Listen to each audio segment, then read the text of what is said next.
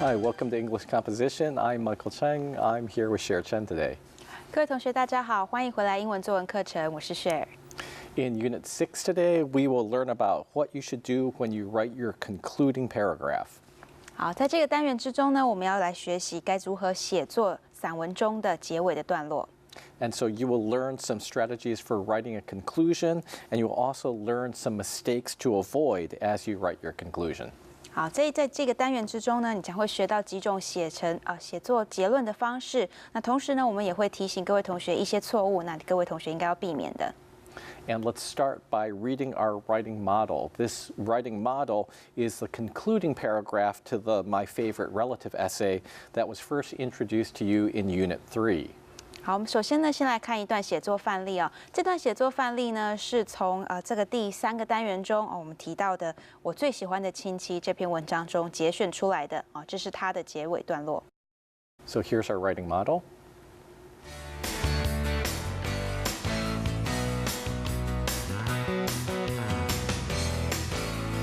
My favorite relative. 我最喜欢的亲戚。 I really miss Uncle William since he lives far away and doesn't visit frequently. I usually only get to see him about 2 or 3 times a year. 我非常想念威廉叔叔，因为他住得离我们很远，而且并不常来拜访我们。我常常希望能够看到他，大概1年能够看到他2、3次。 I can't wait for the next holiday to come. I hope Uncle William will be there for another visit. 我已经迫不及待地期待下一个假期的来临。我希望威廉叔叔能够赶快来拜访我们。 All right, back in Unit 4, we mentioned that the first and last paragraph of an essay were quite different from the body paragraphs of your essay. 好，我们回到我们刚刚的第4个单元中曾经提到的我们说这个第一个跟最后一个段落对于这短文来讲它是和一般的这个主体段落中它的第一句跟最后一句是非常的不一样的。 All right, so the concluding paragraph is different from the body paragraphs because it acts as a conclusion to your whole essay. It's your last chance to influence your readers. 好，这个结尾的段落呢，和这个论述的主体是不一样的它在结尾的段落可以说是作者最后一次能够影响读者的机会了。 Therefore, in your conclusion, you want to make sure that your readers know exactly what point you're trying to make in your essay. 因此，在你的结尾段落里面呢，你应该要试图的去确认你的读者能够完完整整、确确实实的了解你要表达的意思。 All right, so now let's learn some different strategies for writing a concluding paragraph. 好，我们现在先来看一些写作结尾段落的一些策略。 Now, the most basic way to conclude an essay is to use the concluding paragraph to summarize the main points of the essay and restate your thesis statement. 好，结束文章最基本的一个方式呢，就是利用结尾的段落来截取文章的重点，并且重述这个主旨。 Now, you do this by restating your thesis again, but in different words. And then you restate the main points, your main points in new words. You don't have to include all the details that you had in your body paragraphs. You just have the basic points, and that's enough. 好，你可以换一个说法呢，来复述你文中的重点那要透过不一样的表达方式来重述这个主旨。那你的结论中呢，当然不需要包含整篇文章中所有的细节，你只需要讲出最基本的重点就可以了。 All right, so now let's talk about some things that you should avoid when you're writing a concluding paragraph that summarizes the main points of your essay. 好，我们先来讲一讲，如果当你顺着这样子的一个策略去写作你的结尾段落的时候呢，有一些错误是你必须要谨记而且要避免的。 All right, first of all, make sure that you do not use the exact same words that you used in the introduction and body of your essay. 好，那第一点呢，请你要谨记绝对不要使用和这个开头段落或者是这论述主体的段落里面使用到相同的字汇。 And then second, do not include whole new points or ideas that you could have included in your body as a separate body paragraph. 好，那还有另外一点呢，请你要注意任何新的想法跟这个意见都千万不要加进来，因为这些新的想法跟意见呢，都应该在这论述主体中就应该提到了。Now we're going to look at a concluding paragraph that restates the thesis and summarizes the main points. But first, let's review the thesis statement and the main points of the essay. 好，我们现在呢来看一个例子哦。这个例子就是所谓的截取文中的重点，并且重述主旨的方式。但是呢，首先我们先来复习一下这篇文章它的这个主旨叙述哦，以及它这个主要的一些idea 是什么。All right, so here is the original thesis statement of the My Favorite Relative essay that you can find in Unit 3. 好，现在在荧幕上所看到的呢，哦，也就是在第3课中，哦，我们曾经讲过我最喜欢的亲戚这篇文章的主旨叙述。So the thesis statement is, I think that he is odd because of the way he looks and the way he acts, but Uncle William is still my favorite relative. 好，这句话说呢，我觉得他很奇特哦，因为他的外貌以及他的行为，但是威廉叔叔仍然是我最喜欢的一个亲戚。All right, so now let's take a look at the 3 topic sentences from the body paragraphs. 好，接下来我们来看一看这3个主体论述的段落中，它的主题句各是什么。So the first topic sentence was, just looking at Uncle William can make you laugh. 好，第一个的论述主体段落，它的主题句是光是看着威廉叔叔的外貌就会让你想笑。All right, the second topic sentence was, the way Uncle William acts is even funnier than the way he looks. 第二个主题句哦，则是讲到威廉叔叔他的行为比他的外貌起来更加好笑。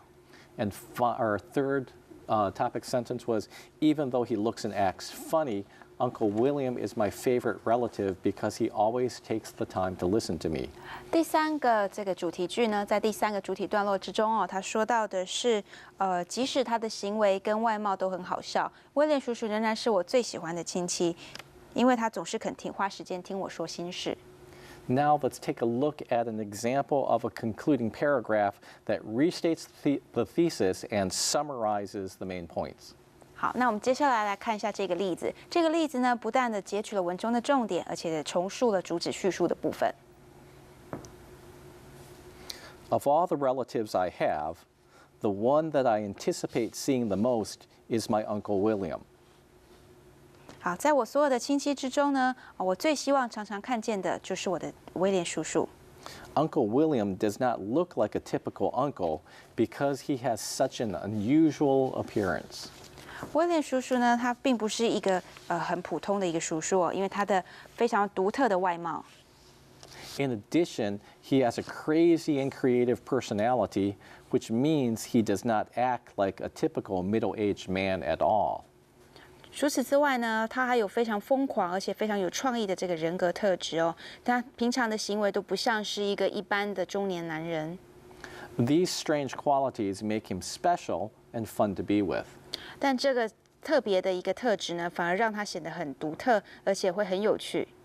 However, Uncle William's most important feature is his wise and gentle heart that makes him a wonderful friend.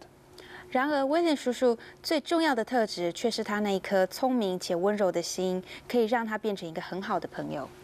All right, so now let's examine how this is similar to our original thesis statement. 好，我们现在呢来根据这一个结尾段落，我们来检视一下为什么它会有所谓的重述主旨的一个特色。So we can see that the first line of this paragraph is restating the main point of the essay in different words. 好，我们可以看到哦，文中的第1行哦，这个句子哦，它是等于是重述了这个主旨叙述的部分。And so when we write here, the one that I anticipate seeing the most is my Uncle William, this is another way of saying that Uncle William is his favorite relative.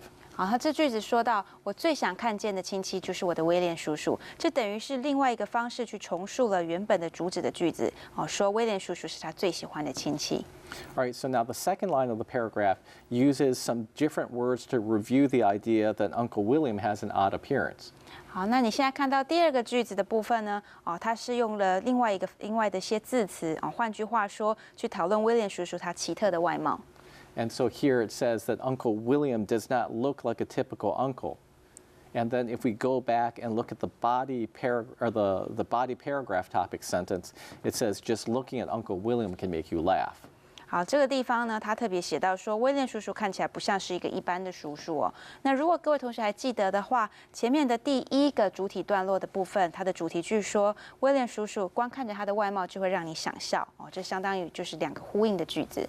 And so here, the concluding paragraph uses the words unusual appearance, while the body paragraph used the words looking at Uncle William can make you laugh. 好，我们会发现呢，在结尾的段落的部分，它提到的是不寻常的外貌，但是在这个主体段落论述的部分呢，它则是说看着威廉叔叔就会让你想笑。All right, so now let's take a look at a comparison of the third sentence in this concluding paragraph with the topic sentence of the second body paragraph. 好，我们来看看第三个部分哦。这个部分呢，它就是呼应了这个第二个主体段落，也就是第三段这里头的主题句。And so the key idea that we can have in this sentence is it says that he does not act like a typical middle-aged man at all. 好，这一句话里面，我们可以看到最重要的重点是他说到他平常的行为并不像是一个典型的这个中年男人的行为。And in the topic sentence, it said the way Uncle William acts is even funnier than the way he looks. 那再回想一下我们刚刚看到的主体段落的主题句他提到的是威廉叔叔的行为是甚至比他的外表来得更加逗趣。And so here we can see that this concluding paragraph reviews the idea that Uncle William's actions are quite unusual. 我们可以发现呢，这个结尾段落的部分他把威廉叔叔的一些行为这个独特的行为再一次做了一个复习。Now here, let's take a look at the last sentence of the concluding paragraph and compare it with the topic sentence of the third body paragraph. 好，现在我们来看看这个结尾句的最后一个部分同时我们也来对照一下第三个主体段落的主题句。And so the key idea in the concluding paragraph is that Uncle William has this wise and gentle heart. 好，那在这个结尾的段落里面呢，一个重点是讲到他的心他是一个拥有一颗很聪明而且很温柔的心。And then in the body paragraph, the topic sentence said, even though he looks and acts funny, Uncle William is my favorite relative because he always takes the time to listen to me. 好，那在这个刚刚说到第三个主体段落之中，它的主题句他说的却是呢，虽然他看起来跟他的行为都很怪异，但是威廉叔叔却是我最喜欢的亲戚，因为他总是肯花时间去听我说话。And so here, the concluding paragraph is reviewing the idea of how wise and how helpful Uncle William can be. 好，那我们就可以从第三个这个主题句中，我们就可以发现为什么我们会说他是一个又聪明，然后又温柔，有这个温柔的心肠。So in summary, we can see that the concluding paragraph reviewed all the main ideas that were in the body of the essay, but it did so with different wording.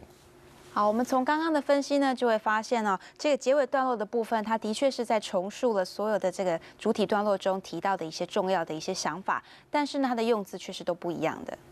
All right, let's take a little break now. We will be back with more English composition in a few moments. 我们先休息一下，待会再回来。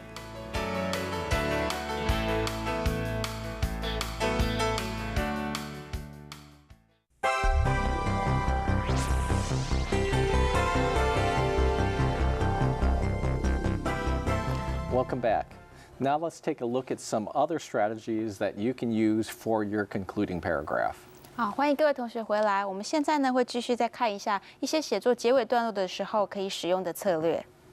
All right, so now we just talked about summarizing the main points of the essay and restating the thesis statement. Their next one is going to be explain the effects or consequence of your main idea. 好，我们刚刚呢曾经提到第一点就是主要是要截取文中的重点，并且重述主旨。那现在我们要move on我们要继续到第二点了。第二点讲到的是呢要解述文中的论点会带来什么样的影响跟效果。So now this is a good way to end an essay that explains or describes a new plan or changes in procedure. 好，那像这样子的一个做结论的方式呢，非常适合在于解释或者是描述论述过程中渐渐形成的一个新的观念或者新的方案。And so, for example, if you have a company and they want to change a manufacturing procedure, you can conclude your essay by describing the benefits to the company's productivity or profitability. 好，那例如说呢，当你的公司想要改变某种产品的生产过程，你可以在文章的总结处呢去陈述你这个方案将会为公司带来哪一些的利润以及生产力会有什么样的注意。Right. Another strategy is to recommend some action you want your readers to take. 好，那另外一个这个策略呢，则是提出一些你希望读者去采取的一些建议。Right, so there are some times when your goal is to persuade your readers to do something, and you're not satisfied with them just knowing what the effects or the consequences of a plan are. You actually want them to take some kind of action. 好，那有些时候呢，当你写作的时候，你的目标是要去说服读者去采取某一些行动，所以光是了解这件事情会造成什么样的后果还是不够的。你希望他们能够更主动的去采取这个动作。And so in this case, you can write a cause and effect paper. And in this paper, you can devote half of your body to describing a plan, and then the other half of the body of your essay to describing the effects of the plan. 好，那在这种情况之下呢，你可以写一篇阐述因果的文章。你可以在内文的主体的部分呢，去叙述这个计划，然后呢，在另外一个部分则去描述这个计划会造成什么样的后果。And then for your conclusion, you can recommend the actions that you want your readers to take. 好，那在你的结尾的地方呢，你可以借着建议读者去做什么样的行动来做一个结尾。All right, let's go on, and we are going to talk about another strategy. This is reflect on the meaning of the experience you write about in your essay. 好，我们在下一个策略呢，讲到的是去回想在文中所提到的事情对你的意义何在。Right, so now one of the goals that we had for writing an essay that we mentioned in Unit 2 was to express yourself. And so this means that maybe you want to tell about some kind of personal experience that you had, or you want to tell about your feelings about a topic. 好，在我们的第二讲之中我们曾经提过，有一种写作短文的目的呢，是在于表达自己。那如果这表示，你要表达的是你要去讨论一个你曾经有过的经验，或者是谈论你对于某一个主题的感受。And so if you write this type of essay, you may end it by trying to explain what the experience means to you. 好，如果你写的是这一类的短文的话呢，你可以借由解释这个经验对你的意义来做一个结尾。And this is actually the kind of conclusion that we had in our writing model. 好，那事实上呢，这个说法就是我们的写作范例中所出现的这个结尾句。All right, so let's read the writing model one more time. 好，我们再来看一次这个结尾段落的部分。I really miss Uncle William since he lives far away and doesn't visit frequently. 啊，我真的很怀念威廉叔叔，因为他住的离我们很远，而且不常来拜访我们。I usually only get to see him about 2 or 3 times a year. 我通常一年都只能看到他2、3次。I can't wait for the next holiday to come.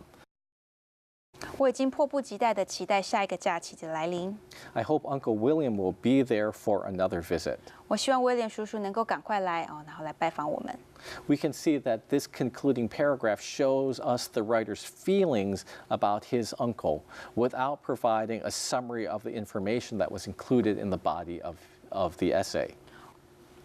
好，我们可以发现呢，这个结尾段落的部分呢，它表现得出来的是作者对于他叔叔的一个感觉，而他并不需要再一次去重复在这个主体段落中提到的一些资讯。All right, let's take a look at another strategy, and this next one is based on the ideas presented in your essay, predict what will happen in the future. 好，我们现在再看下一个策略这个策略讲的是根据文章中的论点来预测未来会发生的事情。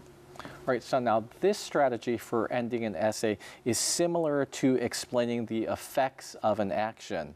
But an essay that concludes by describing the effects usually focuses on something that's clearly predictable in the near term. 好，那这个方式呢，各位同学可能会发现，它跟稍早所提到的解释论点所带来的影响这个策略是类似的。因为呢，这样子的方式做结尾的文章，往往可以对这个可预见的未来做出所谓的预测。But predicting the future usually means that you look farther into the future, into a time that you can only guess about.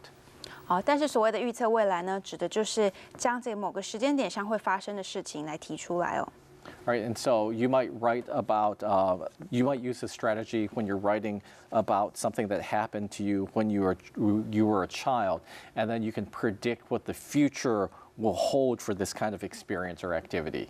好，那像这个技巧呢，就可以应用在当你在描述个人童年的经验的时候，那你可以预测自己将来会有什么样的行为。Or else you might use this strategy if you're trying to persuade someone, and then you can predict what will happen if they follow your advice or if they don't follow your advice. 好，那另外一个例子呢，是你在试图要说服别人去做某件事情的时候，你就可以去预测说，如果照了你的话做会怎么样呢？如果不照做的话会怎么样呢？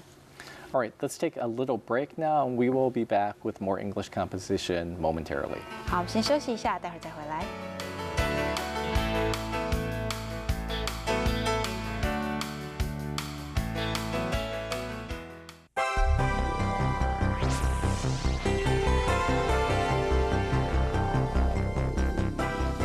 Welcome back. We're going to continue talking about ways that you can write a concluding paragraph. 好，欢迎各位同学回来。我们接下来再继续讨论如何写作一个结尾段落。All right, let's review some of the strategies that we've had so far. 好，我们来复习一下我们刚刚所提到的这些策略哦。Our first one was summarize the main points of the essay and restate the thesis statement. 好，那第一点，截取文中的重点并重述它的主旨。All right, our second one is explain the effects or consequences of your main idea. 第二点，解述文章中的论点会带来什么样的影响或是后果。Our third strategy was recommend some action you want your readers to take. 第三点，提出一些你希望读者去做的建议。Our fourth one was reflect on the meaning of the experience you write about in your essay. 第四点，回想文中所提到的事情对你的意义。And our fifth one was based on the ideas presented in your essay, predict what will happen in the future. 第五点，根据文章中的论点来预测未来会发生的事情。All right, let's continue now with our next strategy for concluding a paragraph. 好，我们接下来看下一个这个写作结尾句的一个策略。All right, this strategy is evaluate the main points of your essay and state the best choice to make. 好，下一个策略呢，讲到的是衡量并选出文章中最佳的论点。Right, so sometimes when you're writing an essay, you may describe a number of different alternatives. 有时候呢，你在文章之中会提出数个不一样的解释或者是选择。And so, for example, if you're writing a comparison contrast paper, you'll usually describe two or more objects or ideas. And you can conclude this kind of paper by stating which of the objects or which of the ideas is superior. 好，举例来说呢，所谓的对比论说文中有时候会叙述并且比较两个以上的物件或是想法。那像这样子的文章呢，在做结论的时候，你便可以说出哪一个才是最佳的选择。And so we're going to take a look at the concluding paragraph to the writing model in Unit 16 later on in this course. 我们接下来呢，在画面上会看到的是在单元第16讲这里头才会讲到的一个写作范例。All right, so now this essay was about 2 flashlights. 好，那这个段落呢，它讲的是2个种类的手电筒哦。And so then here in the conclusion, it's telling just which flashlight you should choose, and it's making a decision. 好，你会发现这个段落的最后结尾的部分，它讲到的是你应该要选择哪一个手电筒会是比较好的。And so it talks about the advantages of one flashlight. It summarizes the advantages here. 好，那他会讨论一下，就是说，这个手电筒有什么样的好处呢？然后做一个简单的这个叙述。And then over here, it's explaining the advantages of the other flashlight. 好，那这里呢讲的是另外一款的这个手电筒它的优点。And then finally, it makes a decision, and it says basically you should buy both flashlights. 好，那最后呢，他去做了一个决定就说其实你应该2个这个手电筒都是可以购买的。And so what we had in that concluding paragraph was a combination of 2 strategies for concluding an essay. 好，在我们刚刚看到的这个写作范例里面呢，它其实是综合了2种写作的策略。And so what it did is first it summarized the main arguments for each of the choices, and then it ended up by stating what the best decision was. 好，那他做的方式呢是首先先重新复述一下这2个选择它的一些论点，那接着呢在结尾的部分再做出最后的决断。All right, let's talk about our final strategy now. 好，我们来看一下最后一个策略喽。And this one is end with a question for the readers. 好，最后一个策略提到的是向读者提出问题。And now sometimes you might want to allow your readers to make their own choice about an issue. 有时候呢，你会希望你的读者在最后能够自己做出判断。Right, so if so, you may conclude your essay by asking your readers a question about the topic of your essay. 因此呢，在读者看完你的文章之后，你可以询问他们对于这篇短文主题的一些看法。All right, now let's talk about some things that you should avoid when you're writing your concluding paragraphs. 最后呢，我们现在要来讨论一些事情，这些事情是你在写作结尾段落的时候应该要避免的。All right, so you should avoid these following defects. 那接下来这些缺点就是你应该要避免的部分。All right, the first thing is do not write a very short conclusion. 好，第一点，请千万不要写太短的结论。And so what might happen is that you may feel very tired when you get near the end of your paper and you feel that you said enough in the body that was important and you just want to be done. 好，那这个状况通常是发生在当你已经写完这篇文章，你已经觉得很疲累了，你觉得你在你的论述主体中呢，已经把最重要的资讯都已经提供给读者了，所以最后你只想要收个尾就好了。And so the result is that you just write a very short conclusion that fails to make any kind of special impression on your reader. 这样的想法会造成的结果呢，就是你写出来的结尾可能会太短，这短的呢，让你的读者完全没有办法留下一个深刻的印象。All right, however, what you should do is think of your conclusion as your last chance to influence your readers, and therefore you should try to make a significant or memorable statement in your conclusion. 然而呢，你必须要这样想所有的作者都应该把结论视为最后能够影响读者的机会，所以呢，你应该要试图去写出一段令人印象非常深刻而且效果非常强烈的结论。All right, also, do not introduce new ideas that you did not develop in your body in your conclusion. 除此之外呢，你应该要避免去提出内文之中从来没有提出来的新论点。All right, so this means that you shouldn't make your conclusion too long. 这是代表说你的结尾也不应该太长。And so if you find that your conclusion is getting very, very long, maybe you should take the information out of the conclusion and put it into another body paragraph. 如果呢，你发现你的结尾段落既然比其他的主体论述的段落还要来得长这就代表你应该要改变一下文章的结构了，让内文再多增加几个段落。And so especially make sure that you're not adding new ideas if your strategy for concluding your essay is to summarize the main points. 尤其是当你在采取截取文章重点的这种策略的时候呢，当然在你的结尾中更不应该另立新论了。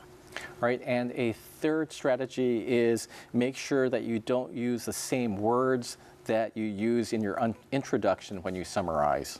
最后一点要提醒各位同学的呢，是请你们要避免去重复使用引言中已经使用过的字。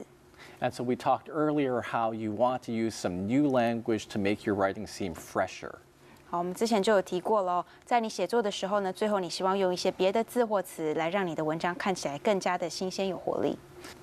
All right, we have one final tip, and this one is don't end your essay by writing the end. 最后的最后呢，要提醒各位同学，绝对不要在文章的最后面写上全文中这样的字样。All right, let's talk about your homework. For your homework, you should review the material in this unit and do the writing analysis exercise. 那这个礼拜各位同学回家的作业呢，请回去再一次复习这个单元中的内容，然后把这个课本上写作分析的部分的练习把它完成。And then finish by doing the writing activity. 那最后呢，当然也要把这个写作这个活动的部分把它完成。All right, thanks for joining us this week for English composition. We will see you again next week. 好，谢谢各位同学今天的参与，我们下礼拜再见。